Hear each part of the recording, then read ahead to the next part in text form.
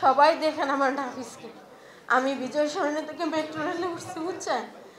Metro রেলে উঠে যখন আমি ফার্মগেট মুখী হই, তখন আমার গন্তব্য রাস্তাটায় আমি হারাই ফেলে আমি যে কোথায় নামবো। তো সবাই দেখেন আমার নাফিসের ছবিটা। আমি যখন রাতে শুতে গেলে মনে হয় আমার নাফিস গুলি খাওয়ার পর কিভাবে যেন এই দুনিয়ার মায়া ত্যাগ করছে, কেমন যেন লাগছে। আমার নাফিস সেদিন আমাকে না বলে যেয়েছে।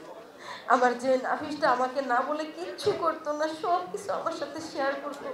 হয়তো এই কথাটাও এসে আমার সাথে শেয়ার করতো যে আম্মু 4 তারিখে এক দফা এক দাবিতে গিয়েছিলাম, দেশ স্বাধীন করে আসছি, কিন্তু আমার আল্লাহ আমার কাছে আর আমার নাফিসকে আনলেন না।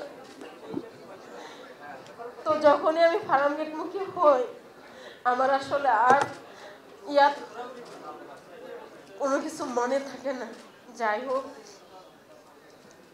আমি সবার কাছে নাফিজের জন্য দোয়া চাই, এবং আমার শহীদ ছেলেরা ওদের প্রাণ দিয়ে গেছে নতুন দেশের জন্য, এবং আহত ছেলেরা বেঁচে আছে, ওদের জন্য সঠিক মূল্যায়ন করা হয়, এটাই আমি চাইবো। অনেক কিছু বলার থাকে, আসলে বলতে পারি না।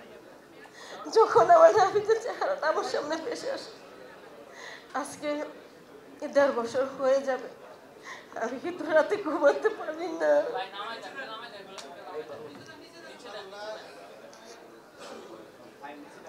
আমার নাফিস 18 তারিখে আন্দোলনে গিয়েছিল, স্কেচ টাওয়ারেও অ্যাটাক হয়, রাবার বুলেট কাটিয়ে সবই খেয়েছিল।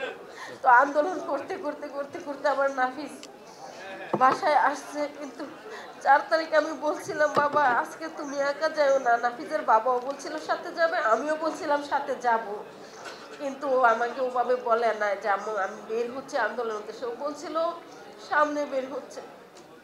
সবসময় আমার নাফিস আমাকে সালাম না দিয়ে করতে বের হইতো না, সেদিন হয়তো আমাকে বলে না যাওয়ার কারণে আমাকে সালাম দেন। সর্বনাশ, আমার নাফিস আমাকে 3টায় সালাম দেয়। আমি ছিলাম নামাজের বিছনায়, আমি নামাজের বিছনায় ওর সাথে কথা বলার পর আমি বলছিলাম যে বাবা তুমি কোথায়। ও বলছিল সালাম দিয়ে, ও প্রথমে বলছিল আম্মু আমি তো বের হয়েছিলাম হাঁটার জন্য, হাঁটতে হাঁটতে আম্মু আমি আন্দোলনে এসে পড়ছি। তখন আমি বলি তুমি কোথায় কোথায় আন্দোলনে আছো। ও আসলে আন্দোলনের বিরে কি বলছিল আমি বুঝতে পারি না, কারণ আমার মনটা ও যাওয়ার আধা ঘন্টা পর থেকেও অস্থির ছিল। আমি আমার আল্লাহকে শুধু বলেছিলাম আল্লাহ আমার বুকের মালিক যেন আমার বুকে ফিরে আসে। আমিও চাইতাম দেশটা পরিবর্তন আসুক, ছাত্ররা জিতুক, কিন্তু আমি কখনো ভাবছিলাম না যে এই দিনগুলো আমি আমার নাফিজের হারানো ব্যথা নিয়ে গেলাম। তো নাফিজ আমাকে বলে, আমি তখন বলি তুই তাড়াতাড়ি বাসায় আমার ভালো লাগতেছে না। তখন আমার নাফিজ আমাকে বলে হ্যাঁ আম্মু আমি আয়সা পড়তেছি, আম্মু আয়সা পড়তেছি, আম্মু আয়সা। আর আমার নাফিজের ফিরে আসা হলো। যাই হোক, আমার নাফিজকে নিয়ে বললে বলা শেষ হবে না। আমাকে এখানে ডাকা হয়েছে, এখানে গণ্যমান্য সবাই রাজনীতিবিদরা আছে, সবাইকে ধন্যবাদ। তবে এই সরকার হচ্ছিল আমাদের সরকার। আমি ভাবছিলাম আমার নাফিজ যেভাবে আলোচনা হচ্ছে, আমার নাফিজের রাস্তাটা হয়তো এই সরকারের আমলে হবে, আমি উদ্বোধন করব, কিন্তু আসলে হলো না। আমি বলার পরে সজীব মোহাম্মদ ভুঁইয়াকেও একটা সাইনবোর্ড লাগিয়ে রাখছে, এখনো আমার নাফিজের রাস্তাটা হইল না। আমি কামনা করি দেশ সামনে ভালোর দিকে যাবে। আমি নাফিজের মা হিসাবে দোয়া করি, এটা আমার প্রত্যাশা ছাত্রদের ভালো হবে।